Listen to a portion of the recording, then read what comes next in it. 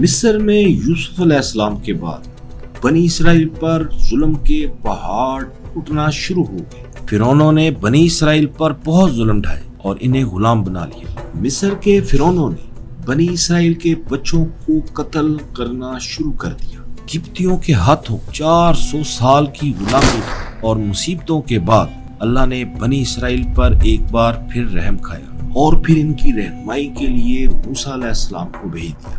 موسیٰ علیہ السلام بنی اسرائیل کو قبطیوں کی غلامی سے آزاد کرا کر بحیرہ احمر کے پار واپس فلسطین میں لے آئے۔ قبطیوں کے ظلم سے نجات کے بعد اللہ نے ایک بار پھر یہودیوں پر انعامات کی بارش کر دی۔ بنی اسرائیل کو عزت کے ساتھ ساتھ دولت اور شہرت بھی مل گئی، لیکن پھر وہی ہوا جو عیش و عشرت ملنے کے بعد ہوا کرتا ہے۔